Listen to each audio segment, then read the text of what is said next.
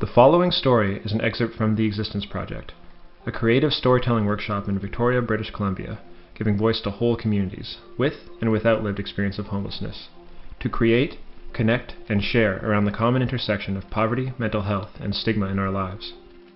The speaker you are about to hear, Hilary Marks, is a courageous survivor of 12 years on the street, and a longtime advocate for people living in poverty.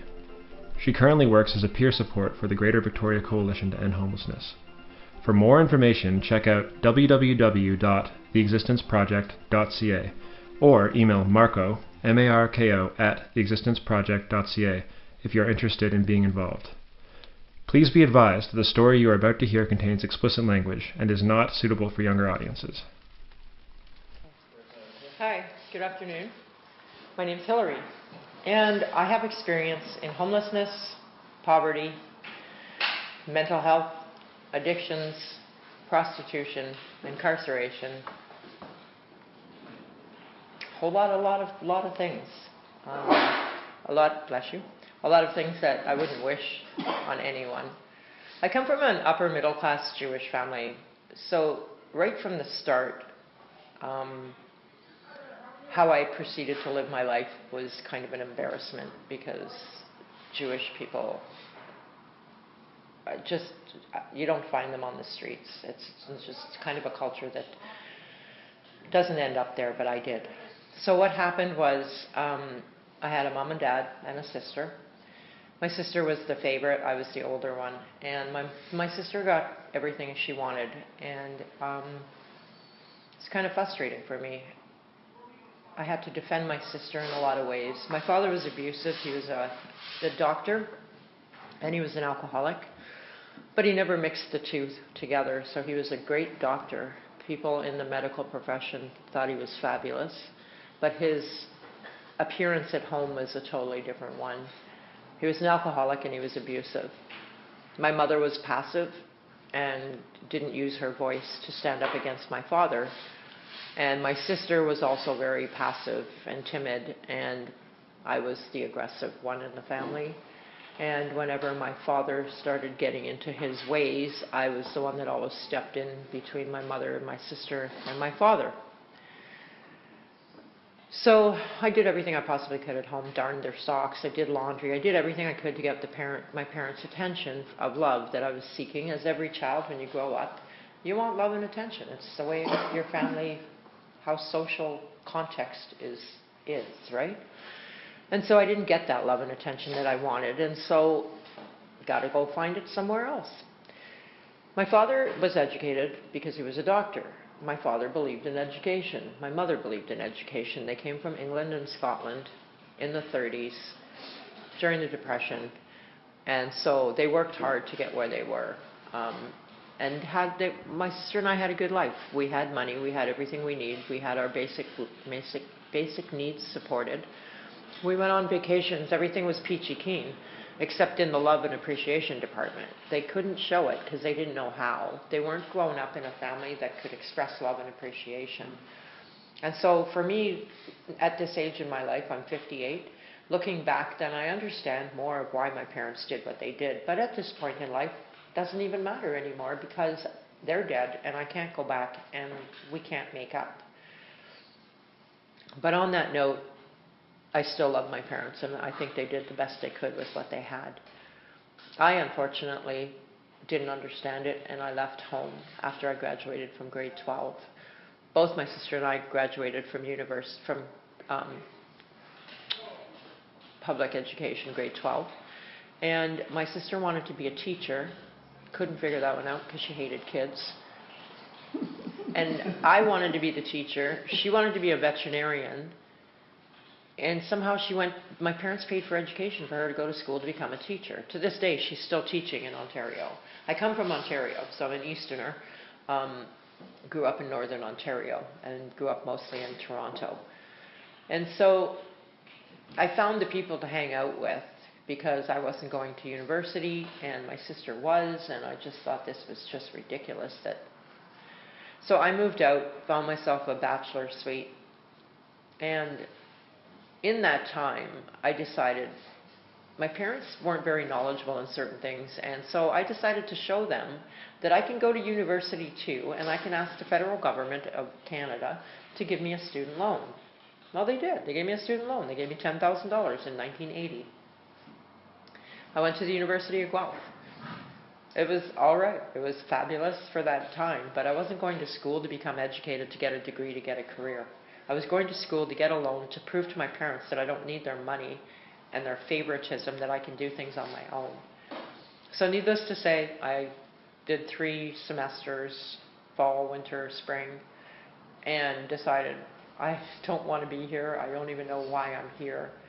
And so through the last semester of school, I started driving from Guelph to Toronto and hanging out in the bars and what we called live bars, which is where the pimps and the drug dealers and hookers and live crew hung out, right? The people that were like having a good time in life and appreciated each other, which was my observation.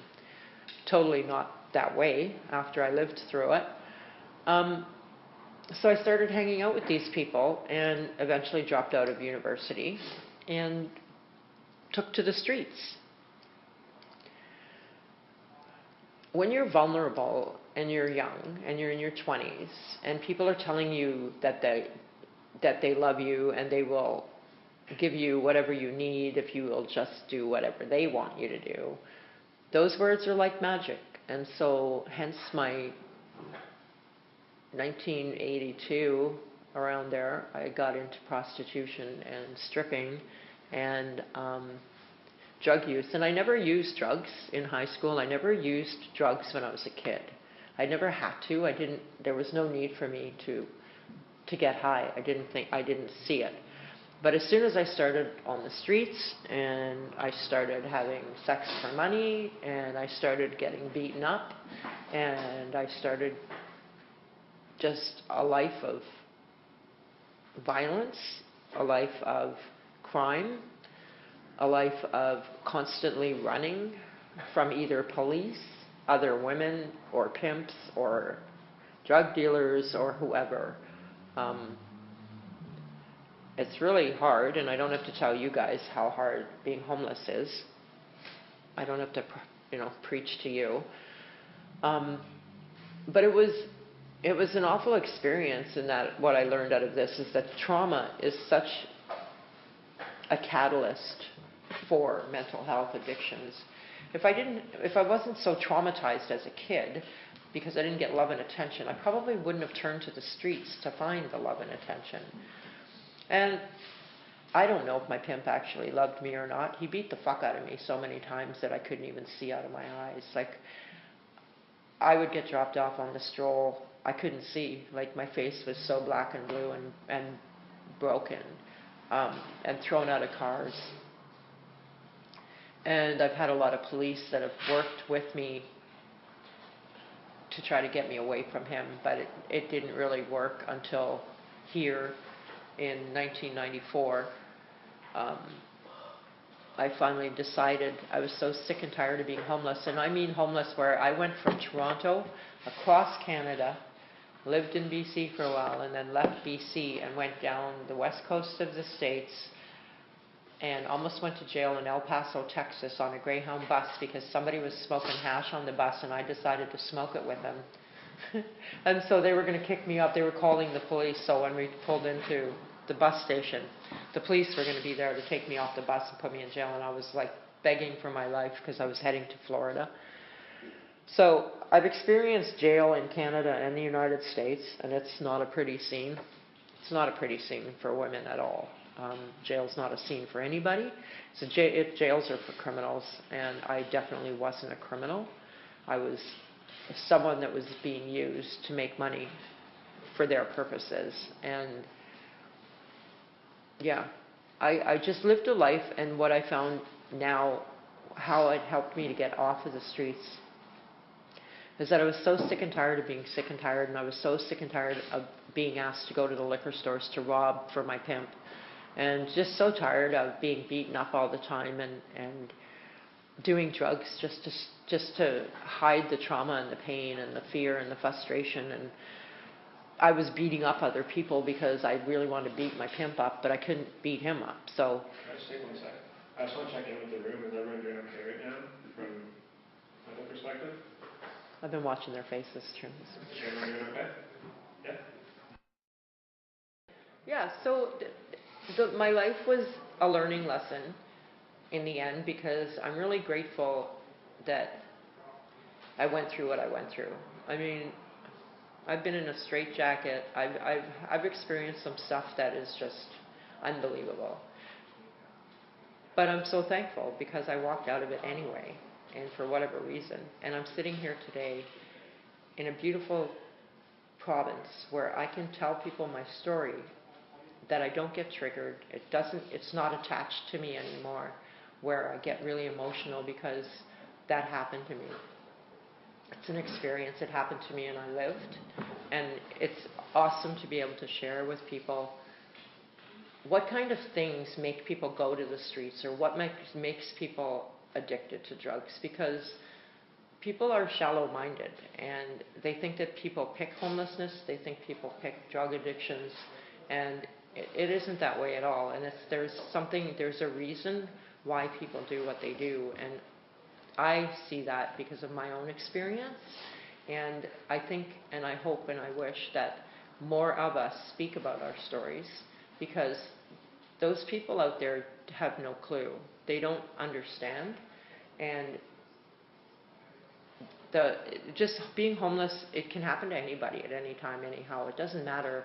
You can have a house fire. You can be whoever and have a house fire, and everything goes up in smoke, and you don't have house insurance. It doesn't matter who you are, and it doesn't pick you. And it's an experience in life that, as I did, you can choose to be positive about it and choose to use it as a change, a catalyst to make social change and social justice issues that people are experiencing. And it's not just a story tale. It's a story. And people are living it every day. And my wish is that we eventually end homelessness and poverty, and give people their basic needs and give them some integrity. And for me, authenticity is how I got to where I am too. I found that doing drugs and living that life of crime and street life, you're not who you really are, because you're always on the defense, and you're always trying to you put your scary face forward so that nobody fucks with you. And that's how I lived for a long time. And I decided I don't want to live with a scary face anymore.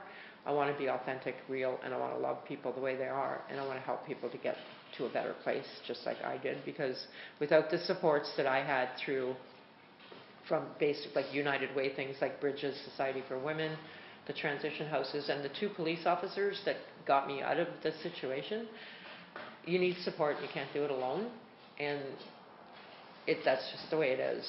And I'm just really grateful that you were so open to listening to my story.